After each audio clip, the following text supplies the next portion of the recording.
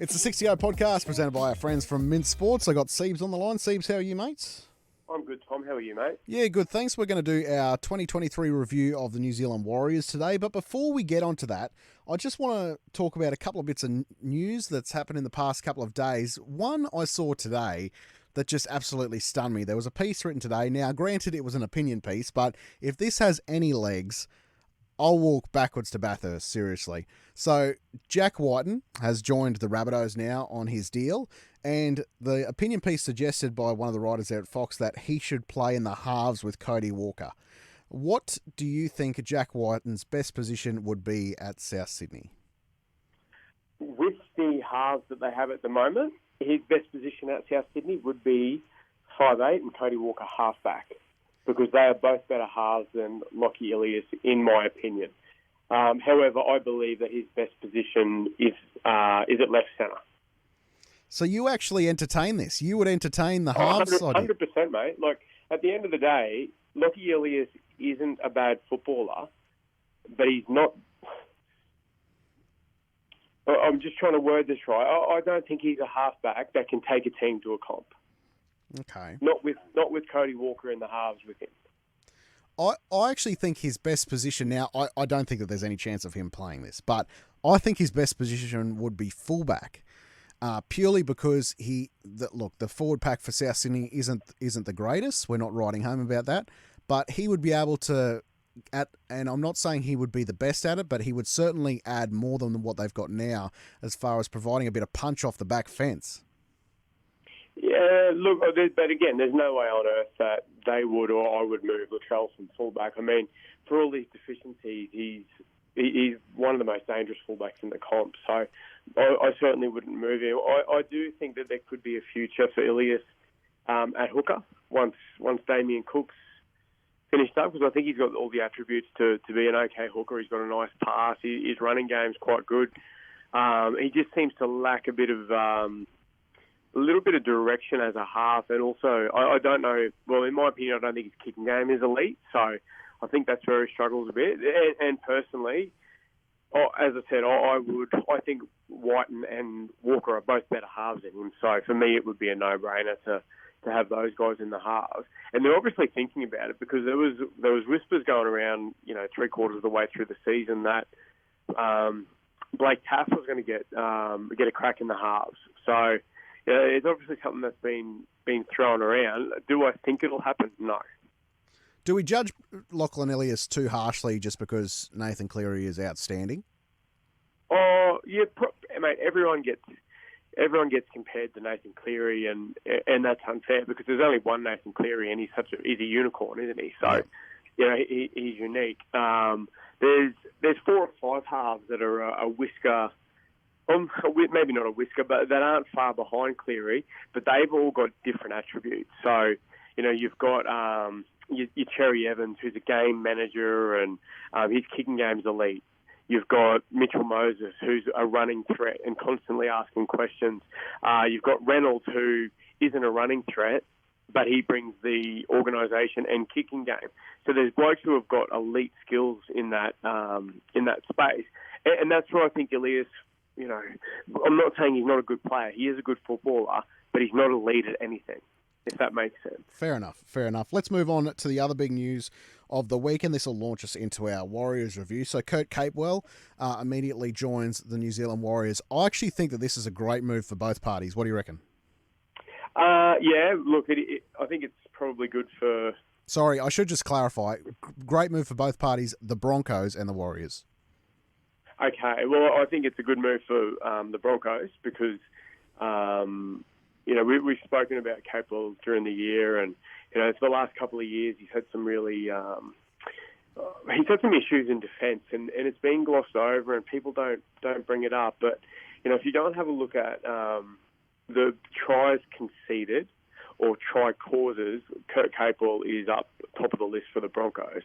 And, he's battling a little bit with injuries now, and he's getting a little bit older. So, I think for whatever they were paying him, he did his job at Brisbane. He came in. He was a leader. He was an experienced guy. He taught some of those young guys what it was like to fight and win, help them to learn how to win. But now they need to move him on, because if they keep him, they can't keep some of the young talent that they've got, and that's where their future is. So it's good for Brisbane. It's great for Capewell because it's extending his career more than what I think it would have.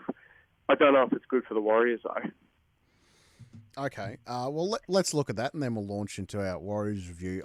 I think that the Warriors are at a bit of a similar stage to the Broncos were 2 years ago when Capewell came in. So, granted, the Warriors won a few more games than the Broncos did 2 seasons ago, but the Warriors finished third.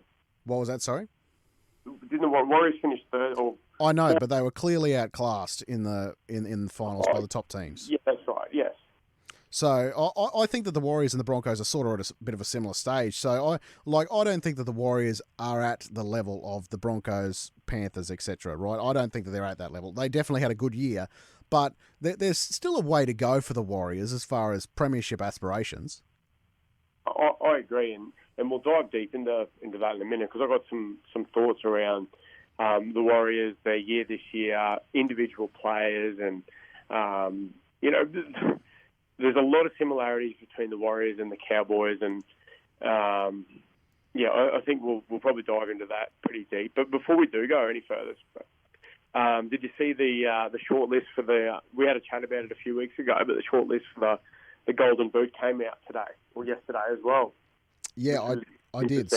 I did. So reading out the 4 finalists for that, so we've got James Fisher-Harris, Payne Haas, Joe Tarpany, and Harry Smith from England. So very, very front row dominated there, and I think it's deservedly so. Which way would you lean? Oh, for mine, it's Fisher-Harris by a mile. Yep. And again, remembering it is purely based on international footy. Haas didn't play the World Cup, so he's going to be behind the 8 ball, because I think the last couple of games of the World Cup last year go towards the voting. Harry Smith, he's good for England. He really is. He's a good footballer. Tarpany was really good in the World Cup. I don't know if he was as good in the last few games. Fisher-Harris was unbelievable, though. Yeah, and where does Fisher-Harris rank all time, do you reckon? Do you think we're starting to get to the conversation where, he's top 10 front row of all time? Oh, I do, mate. I really do. You just think alone, if his career stops right now, he's won 3 comps, multiple Daily M Prop of the Year. He's won the Pacific Cup, or the Four Nations, whatever we're going to call it now. He's made World Cup finals. He's ticked a lot of boxes, and I think he's 26 still. He's not an old man. He's got a lot of footy left in him. Yep. But if you just stop it right now, he'd be in the argument for top 10 for mine. I think by the time he finishes, he's going to be up in that top 5, top 3 tier of the best props we've seen. Absolutely. It's interesting you mentioned earlier you see some similarities between the Warriors and the Cowboys. Do you mean the Cowboys from last year, in the sense that all the Warriors, they had career years this year, and there could be a bit of a downfall coming? Yeah, I do, mate. And that's what I meant by that. And I guess we'll start talking about the Warriors year now. But you think the Cowboys last year, were full of blokes that had career years, whether they were breakout stars like Reuben Cotter and Tuolungi, or whether they were guys like Sean Townsend who wound back the clock and had the best year that they'd had in 4 or 5 seasons. So Warriors this year were Sean Johnson, best year in 4 or 5 years? At least. Dylan Mateni-Zelezniak, best year he had since he earned that $800,000 contract at Penrith. There was Tohu Harris, who I think it's, arguably the best year he's had at the Warriors. It's probably the best season he's had since he was at Melbourne, to be fair. So there was those types of performances. And then there was your Wade Egan's, who just exploded and had a career year.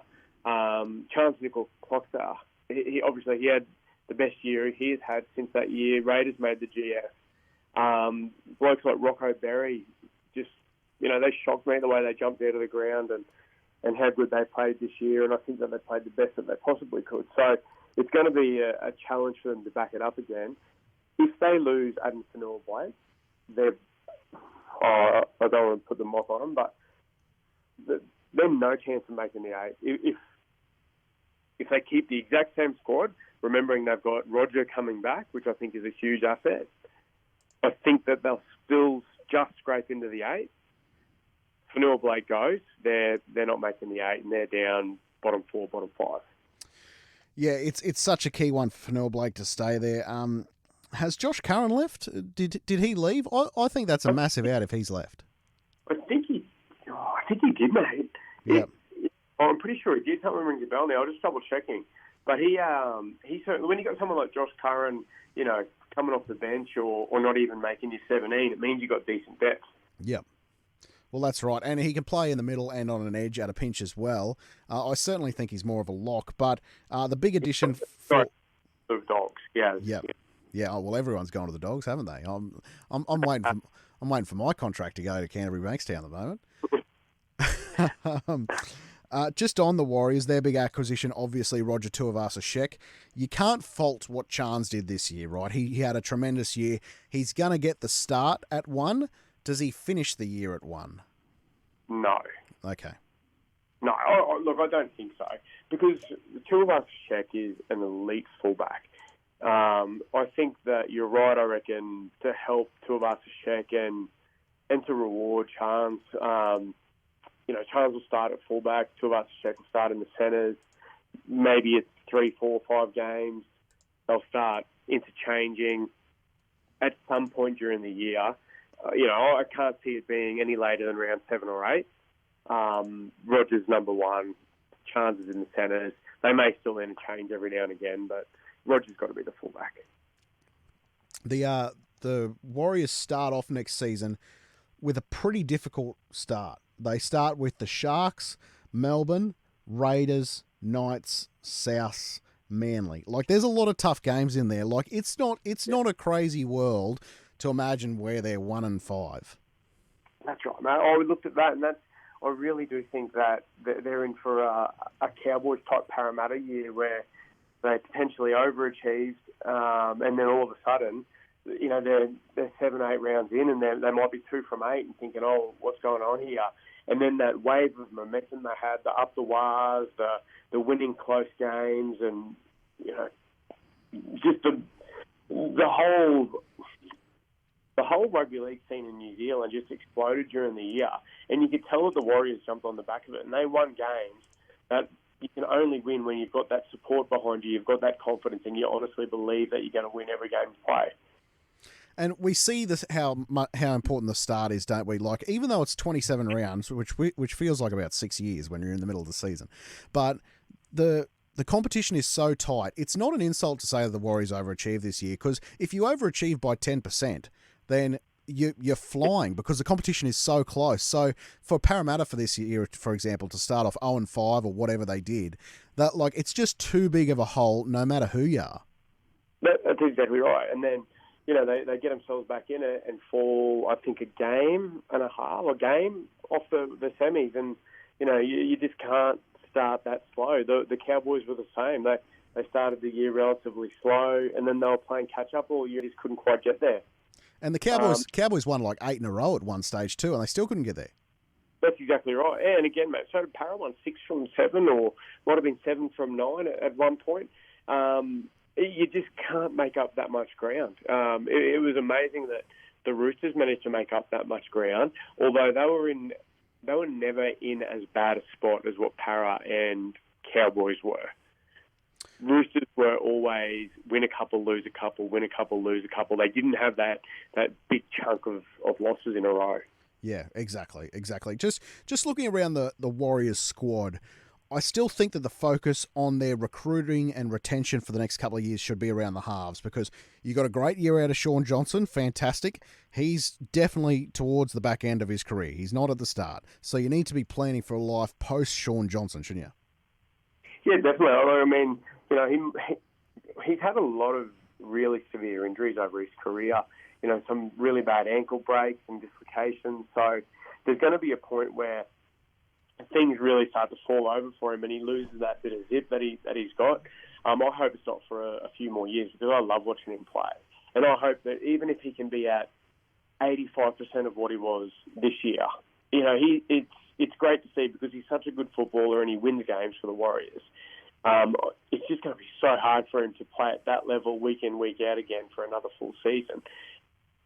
The only way it's going to happen is if he's got that forward pack going forward, Tohu Harris can back it up, and Adam Fanua-Blake is there, and he's getting them on the front foot.